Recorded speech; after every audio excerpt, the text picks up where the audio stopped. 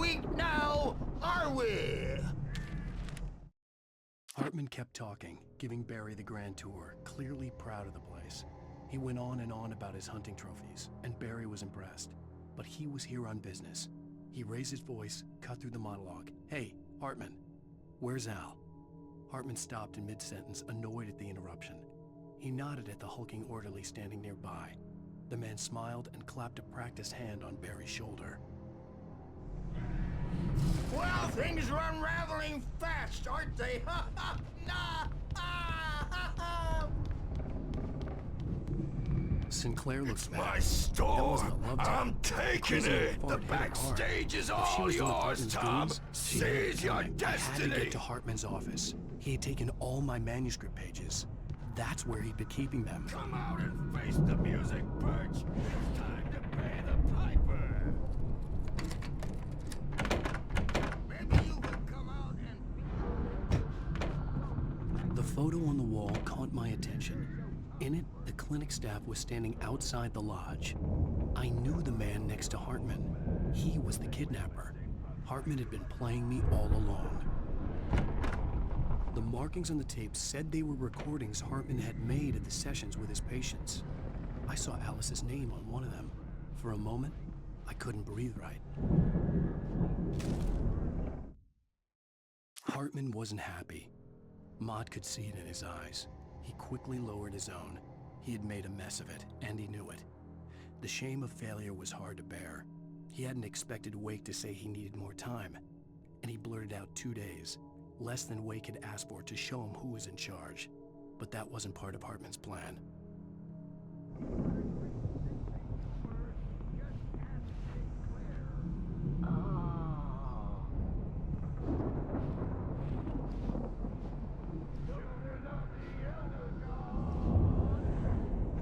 Now, Mrs. Wake, can you tell me about Alan's problems? He's more and more out of control all the time. The parties, he's so angry all the time. He's getting violent. Do you mean with you? No, not with me.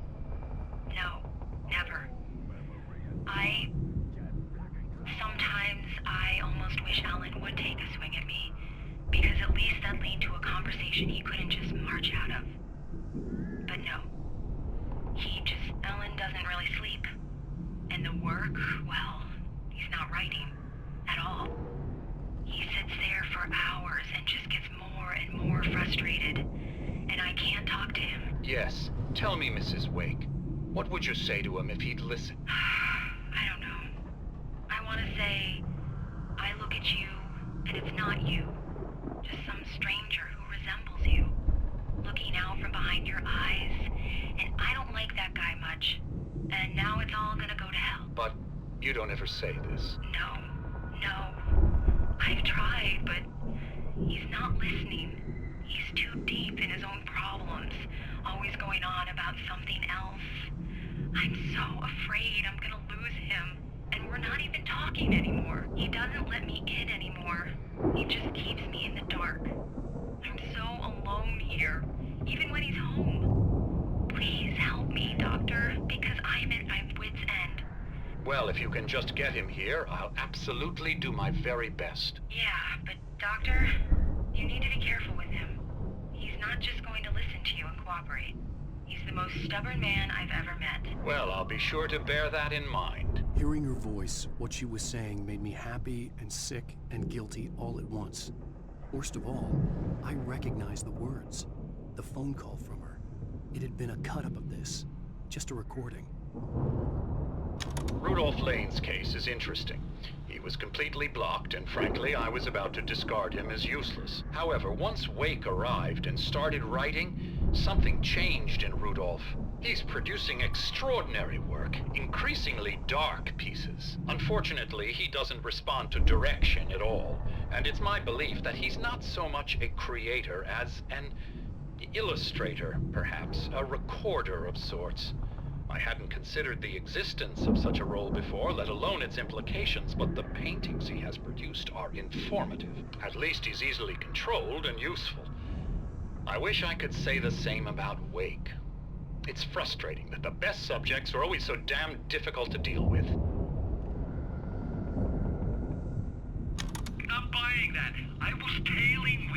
and this is the only place he could have gone. That means Wake is probably there too! Agent Nightingale, this is private property, and I will not allow you to disturb my patients. Yeah? I can get a warrant. How would your fragile little patients like that? Oh, I'm thoroughly intimidated by your mighty authority now, Agent. Listen, you smug snob. How would you like it if I busted through this gate and knocked you around a little? Agent Nightingale, first of all, I'm recording this conversation, so you might want to watch what you say. Secondly, you're not dealing with a hick now. I know the law, and if you can get a judge to grant a warrant, I'll be glad to cooperate. But you won't get one. Be advised that any further communications with me are to be made through my lawyer. I don't believe this. Good day, Agent. Yeah.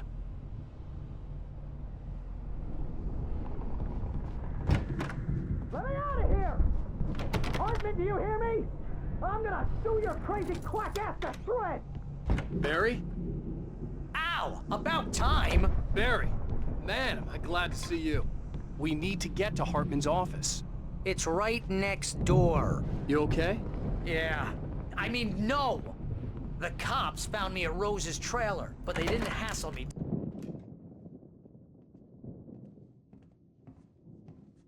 These were all the pages I had on me. And more.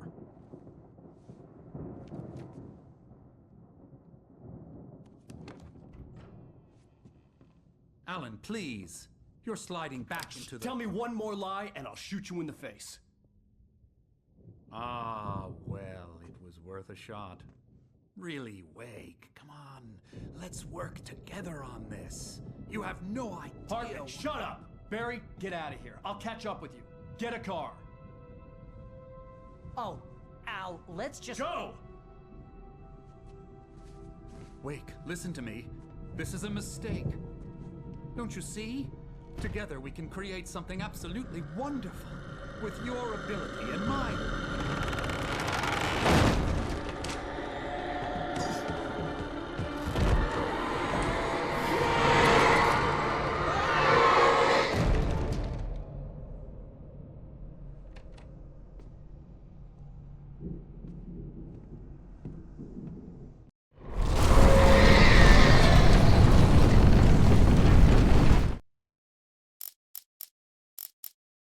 Hartman followed the fall of Alan Wake with his binoculars. When the rider hit the water, he ordered Jack to take the boat to him. The spot was easy to see in the dark, even with all the extra lights in the boat. The flare floated and kept burning even in the water.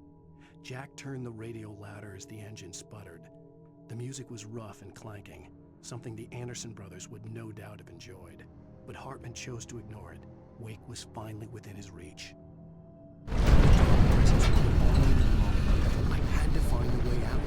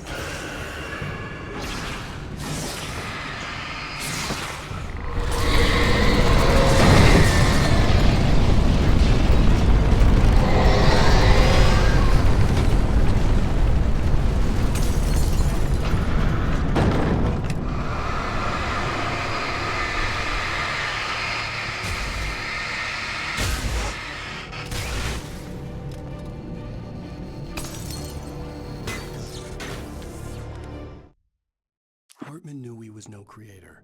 He had no ambitions on that front, and he certainly didn't want to end up like every artist he had worked with here, damaged in ways that were hard to describe, or worse.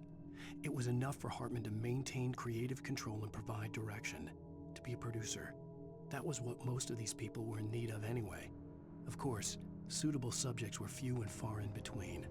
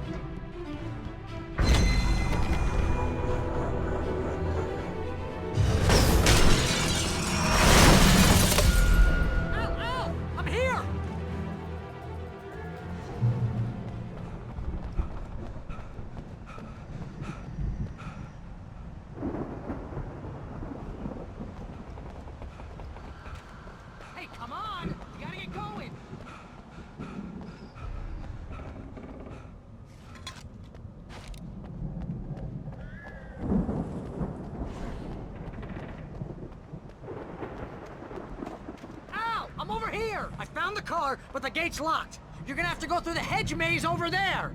Barry, I don't have a light. Take this, Al. Oh, God! Look at the house, Al! Look out!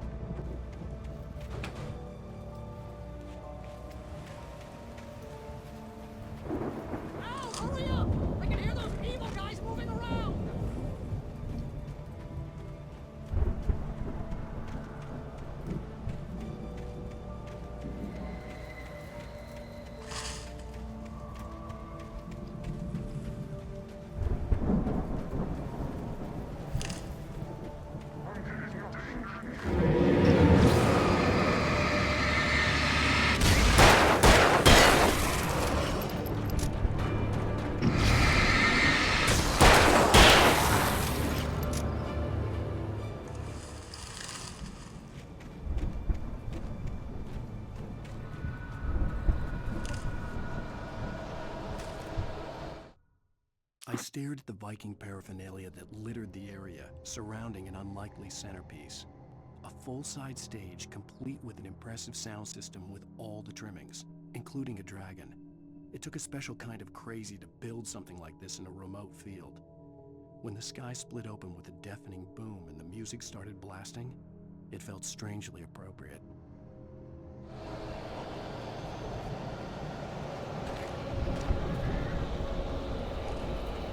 Al, be careful! I can see them moving around! They're coming for you!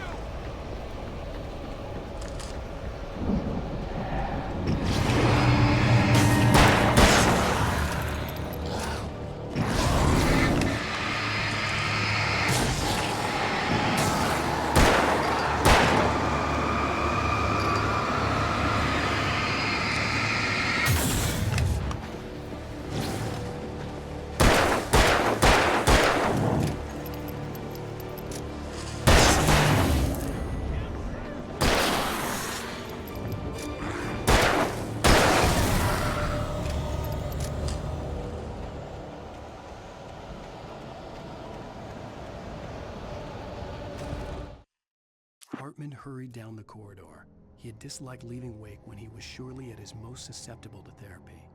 But this was not an ordinary storm. Wake had been writing, and he had woken something up in the depths of the lake. Now, it was coming for him. Hartman had naturally prepared for a situation like this. The idiot brothers would keep Wake distracted while Hartman double-checked everything, just to be sure.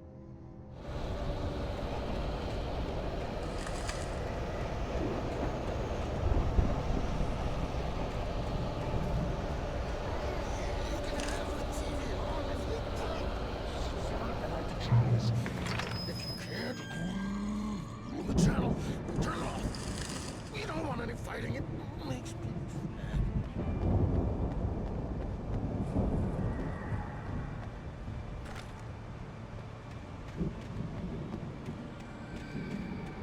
You get 2 pills in the morning, and then you'll be nice and calm all day long. You get 3 pills in the evening. Oh, man. You sleep like a baby.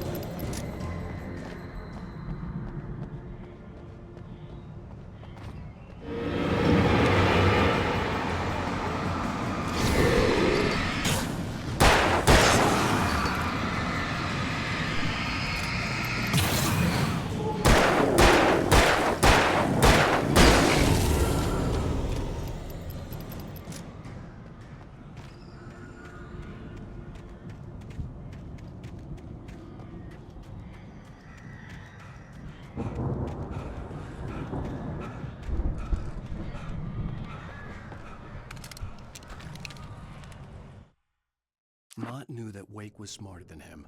Wake had more money, a beautiful wife, everything. And Hartman said Wake was important. That made him better than Mott. But Mott was calling the shots now.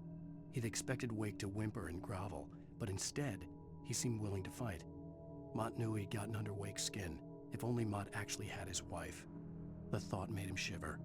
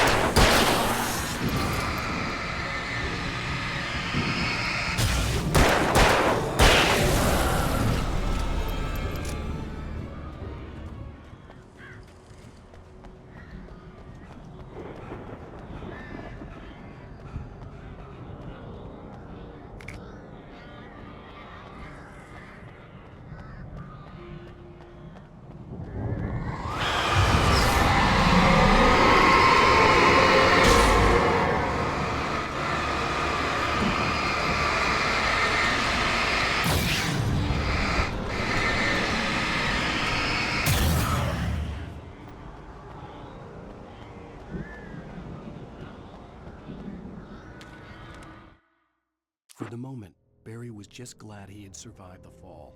He had been separated from Al, and there was no easy way to climb back up. He told himself he'd be okay in the gloomy forest at night. He would just have to wait for a while for Al to find his way down. Barry turned when he heard the heavy footsteps and saw the movement. The man-shaped shadow lunged at him from the bushes, an axe held high. Barry screamed and threw up his hand. The world exploded.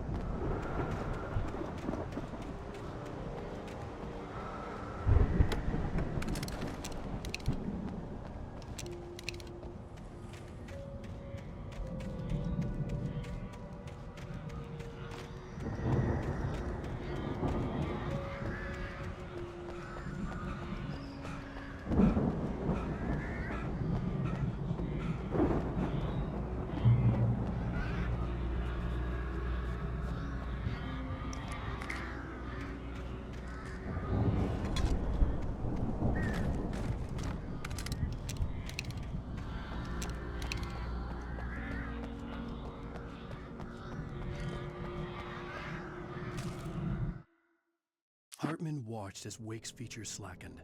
The man was bullheaded, no doubt. Even lying on the bed, he'd almost broken Hartman's nose the second time. But with a little time, he could break Wake down, give him proper direction. Wake was easily the most promising subject he had had. Well, since Tom, really. "Sleep well, Alan," Hartman whispered with a smile. "Let me take care of you." He sniffed hard to clear his throbbing nose, swallowed blood, and barely tasted it.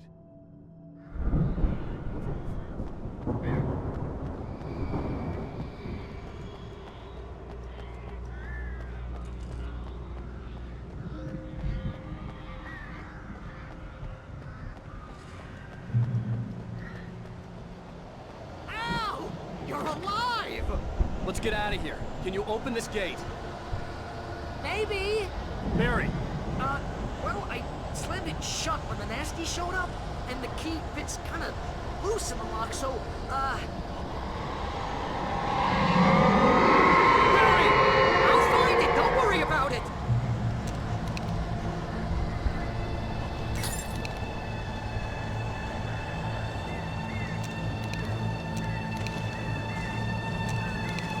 Hurry up, Barry! I'm on it! I'm on it!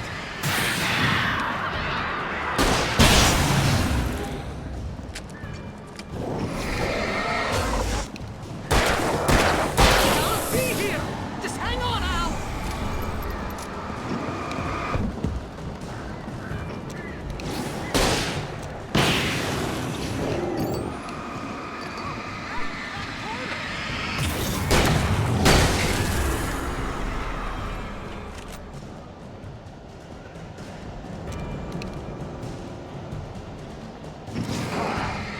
I found it! I found it!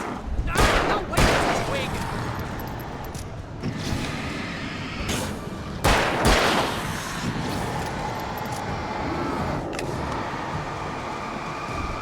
Here it is! Al, I found the key!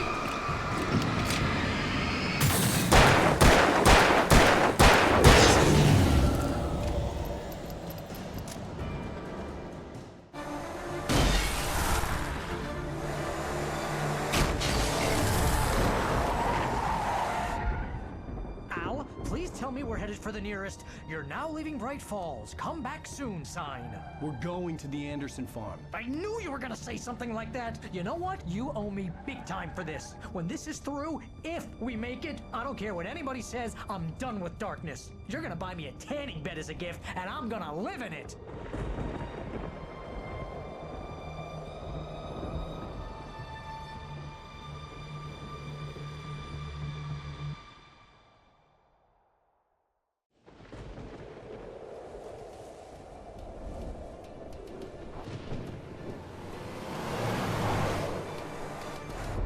crazy, but that's fine, Barry.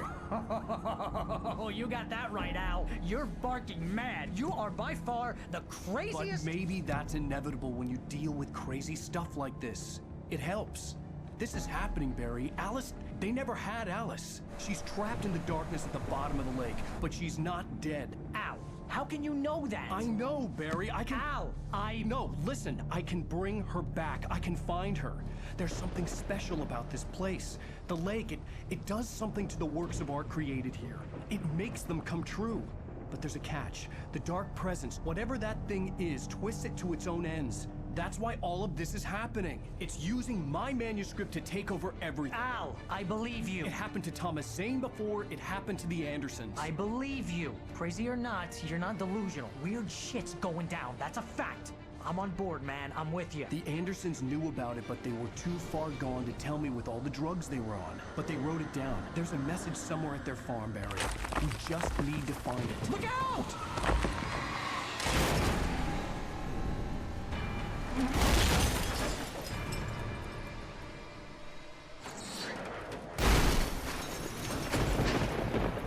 Al! God damn it, Al, talk to me!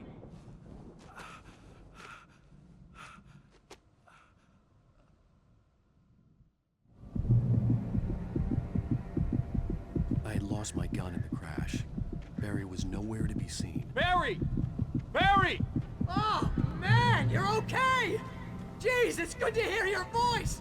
I was trying to get out of the car, but the ground gave way. Man, what a drop! Don't worry, your cutout is fine. Forget that! Are you okay?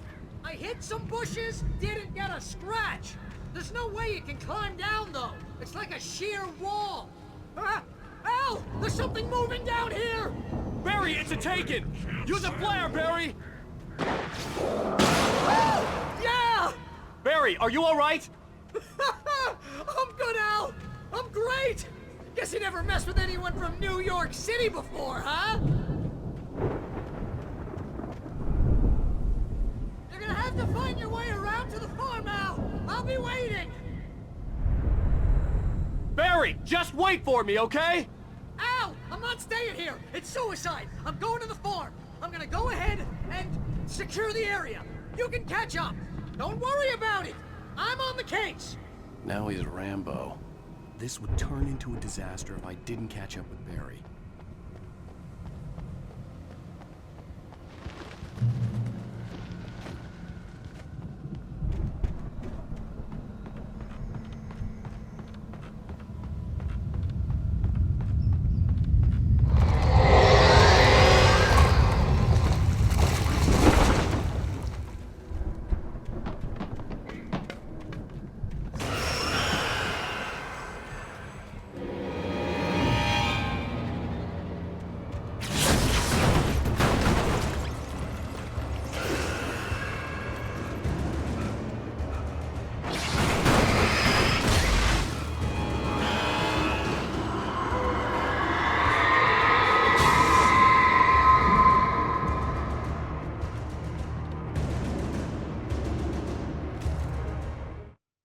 When he stopped the car at the Anderson farm, Walter felt relieved.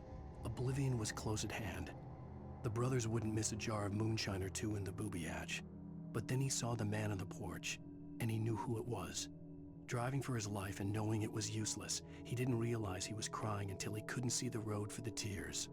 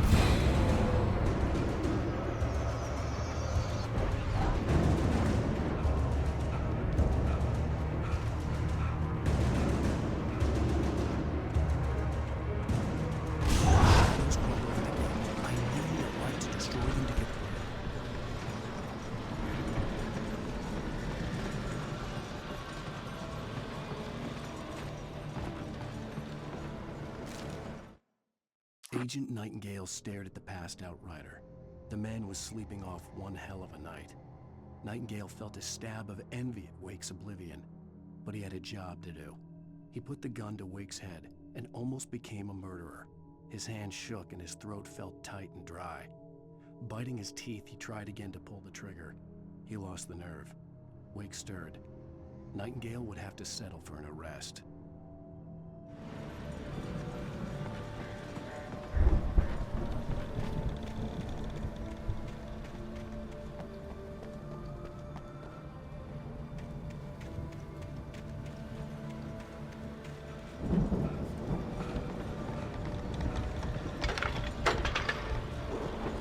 There'd still be a working generator somewhere around here to power up the old lights by the gate.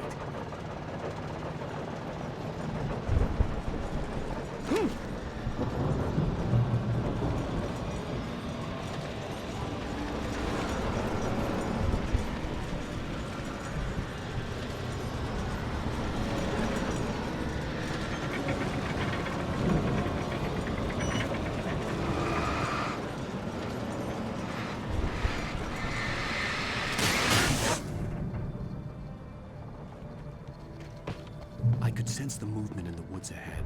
Facing the enemy without a weapon was dangerous, but I had no choice.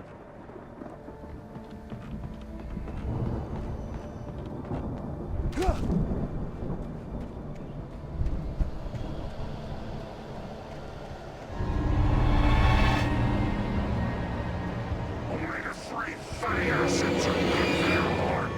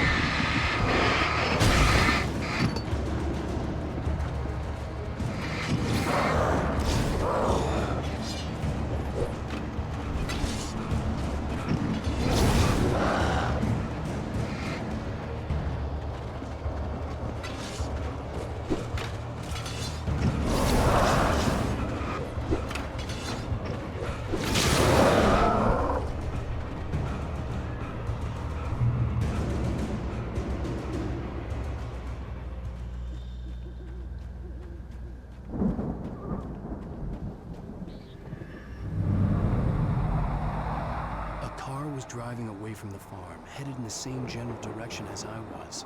For all I knew, it was Barry, caught in the consequences of leaping before looking.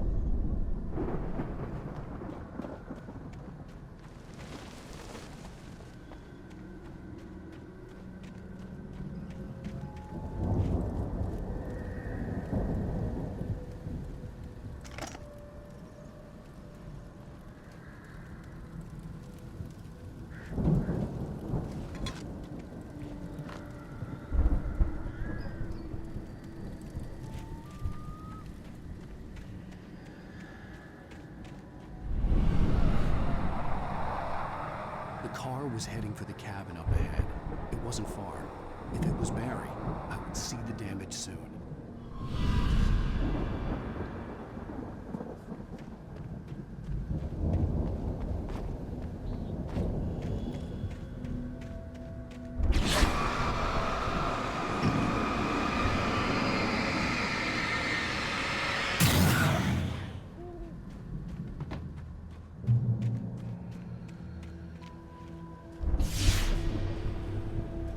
I'm trying to deliver each page to the right time and place. I'm trying to show you how the story goes. I had seen glimpses of the light before. I had seen it in my dream.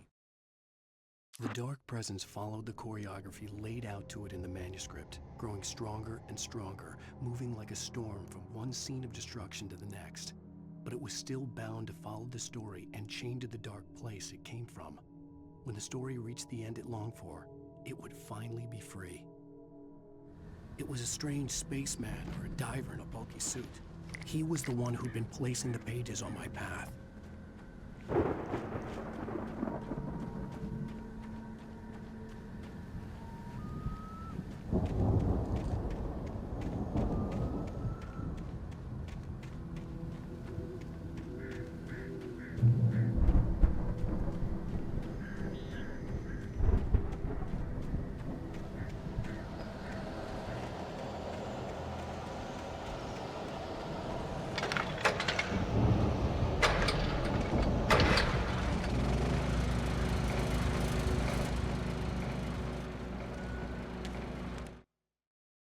storm raged on as the Anderson brothers walked unsteadily away from the clinic with the other patients in tow, knowing that this time they wouldn't return.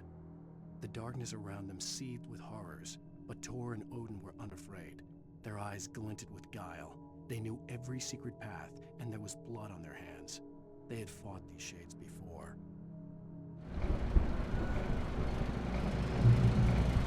Someone had left a gun behind. Now I had a fighting chance of reaching the farm.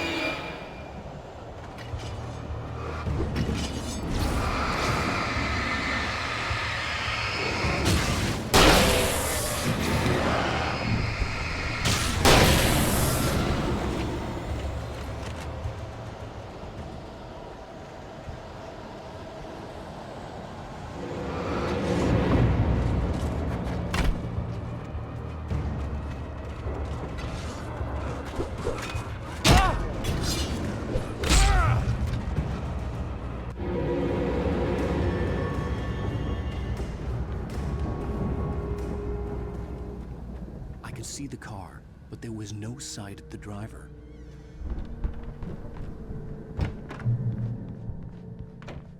Hello?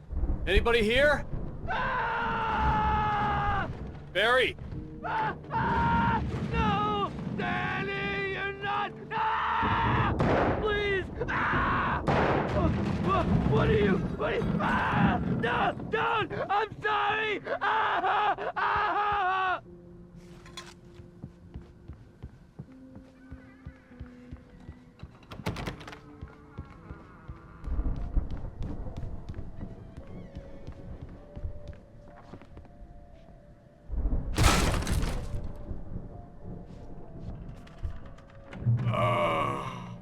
I know you. You were in jail the other day. I went to the farm again for the moonshine, you know? It makes you see. They're not gonna miss it. They're in the loony bin. My buddy, Danny, I lost him. Something's gone wrong with him. It's not him. Like a real bad follow-up to a real good movie. The best friend's suddenly the bad guy who wrote this crap. Anyway.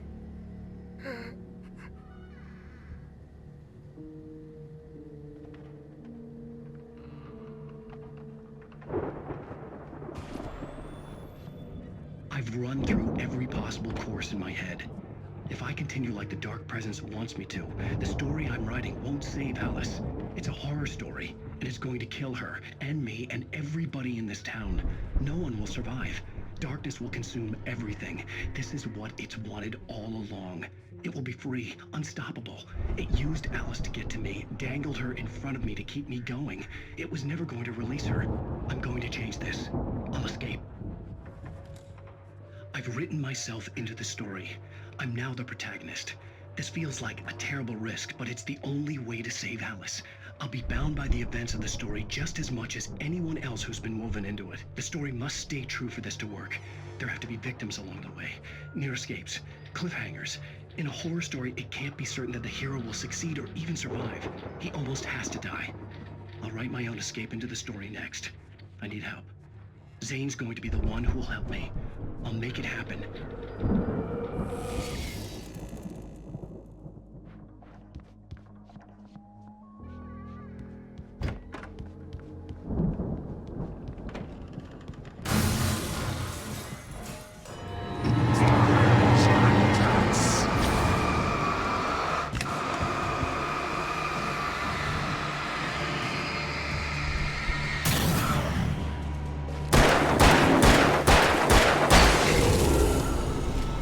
Let me guess. Danny, huh? The farm was still a good distance away. I'd need a car to get there fast.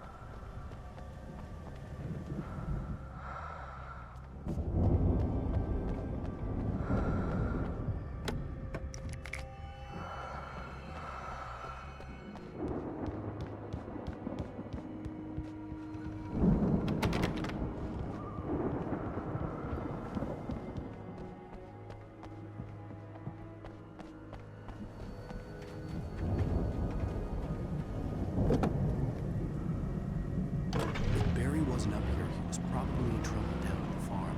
For a moment, I felt bad for doubting him. After all, I made it this way myself. But Barry is Barry.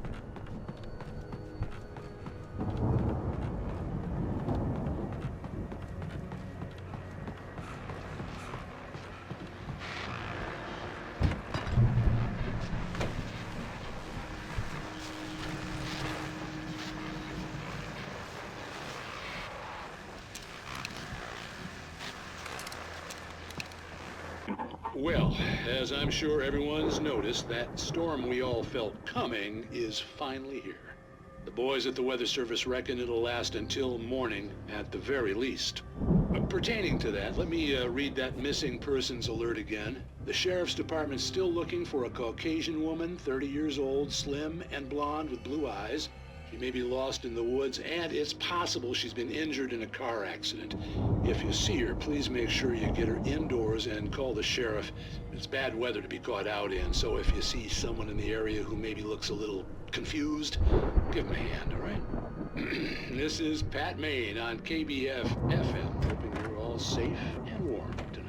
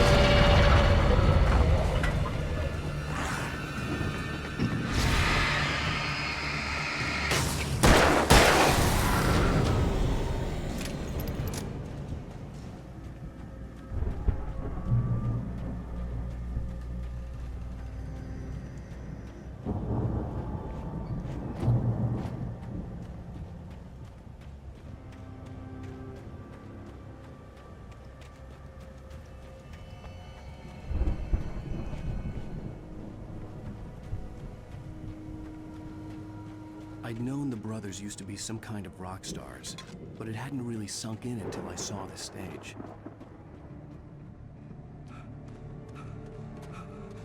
Ow! Run! Incoming! There's too many of them!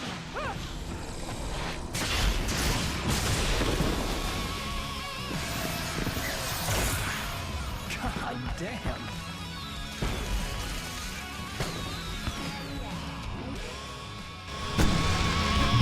So glad you decided to go it alone, Mr. Bronson. Shut up and shoot! Ow! We have to fight them off! I can set off more of the fireworks from here and help you out! Hey, Al! Did you notice there's a lot of ammo and stuff around? This place is stopped! Al, hold on! I'm trying to get this thing all the time!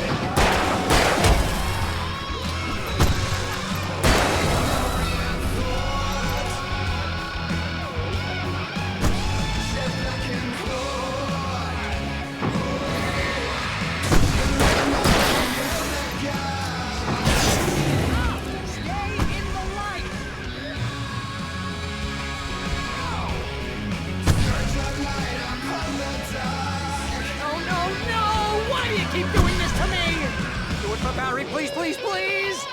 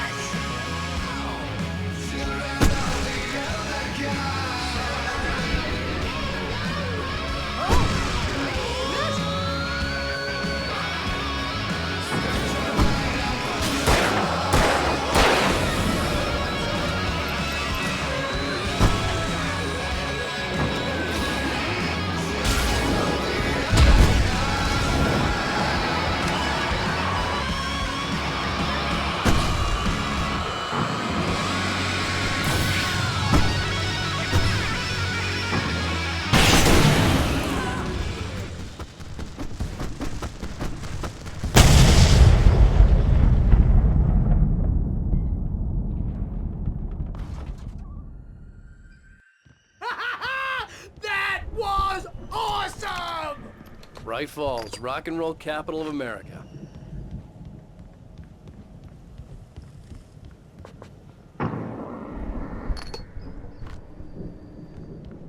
Hey, Al! This way to the farm!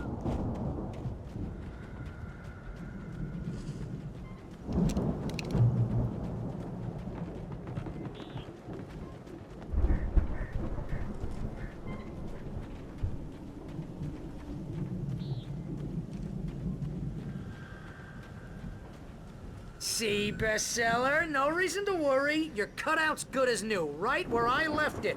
I'll come back for it once we have the place secured. Yeah, that's been my biggest worry all this time. We need to get this thing moved out of the way. This is as far as I got before they ambushed me.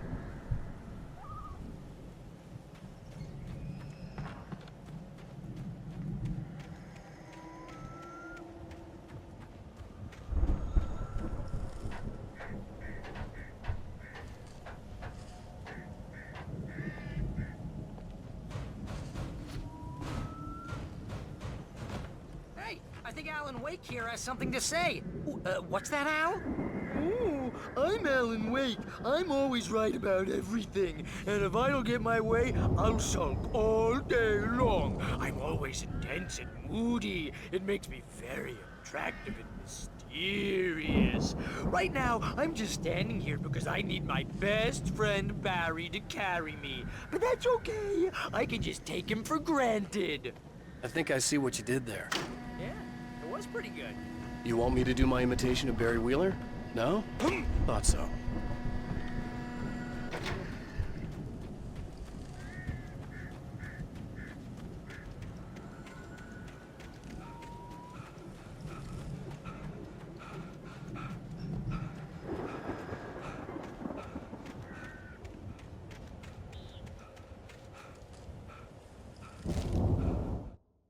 Deputy Mulligan tuned Thornton's chatter out.